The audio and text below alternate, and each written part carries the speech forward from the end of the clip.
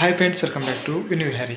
Friends, ఈ వీడియోలో నేను కాకినాడలోని చాలా ఫేమస్ అయిన నాయుడు గారి కుండ బిర్యానీ రెస్టారెంట్ చూపించడానికైతే నేను చిన్న వీడియో తయారు చేశాను.